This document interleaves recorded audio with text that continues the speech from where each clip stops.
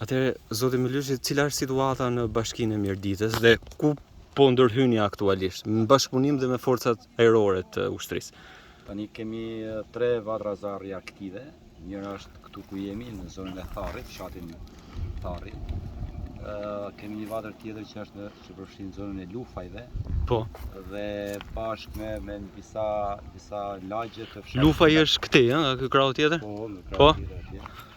Bashkë me disa lagje që përfshin përlatin e Epër, por që po përpiqemi të mbajmë minimalisht, të mbajmë të monitoruar dhe në kujdes pjesën e banuar, zonat e banuara, banesat dhe gjën e gjallë që kanë fshatarë. Zjarri sot në Tharri, janë 2 vatra zjarri absolutisht janë zjarrvënie e qëllimshme dhe më vjen shumë keq për këtë pjesë që njerëzit akoma vazhdojnë të mos të regjistohen për dëmin që i shkaktojnë jo vetëm pyjeve, por edhe banorëve tjetër.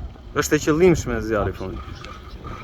Po nga po ndërhyet? Po ndërhyem, kemi sot gjatë gjithë ditës helikopterën dhe po ndërhyem nga ajri, kemi mjetet të zjarrfikses. Zjarrfikse është dhe Bashkisë Mirditë? Po, të bashkisë, kemi mbështetjen edhe të zjarrfikses stacionit zjarrfikses të Matit në zonën e Lufajve, pra jemi të shpërndarë në shumë pika për të ruajtur kryesisht banesat dhe jetën e njerëzve. Po në Lufaj cila paraqitet situata? Tani është më e qetë për banesat, është jashtë rrezikut, perimetrit rrezikut për banesat. Po? Ama vazhdon të jetë një vatër shumë e zgjeruar dhe shumë aktive. Keni punonjës atje, keni njerëz? Tani sapo erdha nga atje, kemi edhe njerëz atje, patjetër që ka dhe janë afër banesave për të mbrojtur këtu. Po fshati përlati i Epër, cila është situata aty? Është pjesa e lagjes Caraj. Po. Aty kemi ndërhyrë edhe për të hapur rrugën që mund të funksionojë në zjarrfikse. Tani po ndërhyn helikopteri, ha? Është një pjesë të herës. Kjo është një vatër që realisht bën një rrezik për disa banese që janë afër. Po, me sa pash unë aty poshtë ju e kishit eliminuar të paktën. A mund të shkojmë ta shohim? Kaluar rrezikun për disa banesa.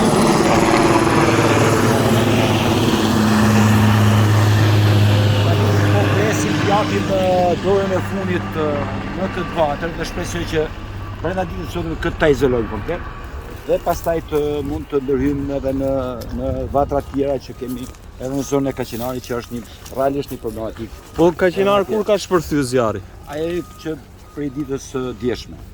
Ndërkohë këtu ishte në fshat që kishit izoluar të pjesën tjetër bashkë me banesat aty janë varrezat dhe varrezat pam që i kishit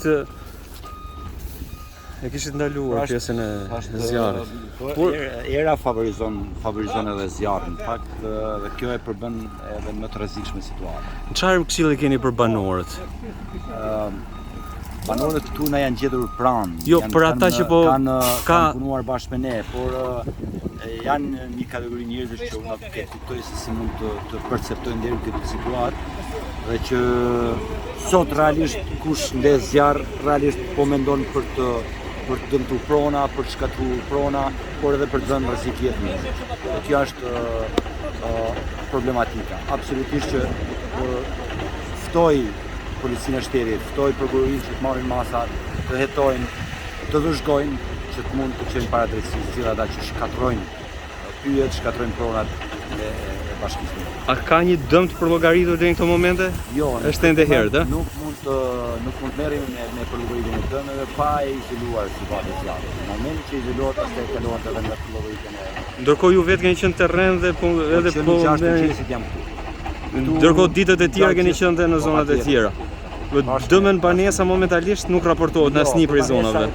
Për banesat i kemi mbrojtur dhe kemi vendosur kordonin me zjarrfikse, i kemi shuar zjarrin, por faktikisht nuk kemi pasur dëmën banesat dhe në mirë. Po koordinimi me struktura qendrore, cili ka qenë? Kemi koordinuar qoftë me institucionin e prefektit, me emergjencën kombëtare civile. Gjatë ditës sot ne kemi pas gjatë gjithë kohës helikopterin që ka shuar ishit bashkë me ne të shuaj një pjesë të zjarrit kësaj vatre, edhe në Lufaj, pra jemi të koordinuar. Tani zjarri këtu është e njëjta vatër që shkon për rreth malit. Ky është përlat, ë? Po kjo e përlat e Epër, fshati përlat i Epër, po? Po që kap lagjen Caraj aty. Pra është një lagje më poshtë, por që edhe aty kemi njerëz për të Ndërkohë lufaj është pjesa tjetër nga mbrapa Lufaj është pjesa matan kodrës atje. që nuk duket momentalisht. Nuk duket atje, po atje ka zjarr pra. Po kaçinari cila është Zona e Kaçinarit është nga krau tjetër. Totalisht nga krau tjetër i Mirditës, që është pjesën është i zjarr i ardhur nga Gjegjani, nga bashkia Pukës, nga zona e Pukës. Ndërkohë helikopteri ku po furnizohet me ujë? Keni orientuar? Normalisht që janë Po? disa rezervuare uji që i përdorin banorët edhe për vaditje dhe në këto pika po furnizohen. Faleminderit shumë. Faleminderit.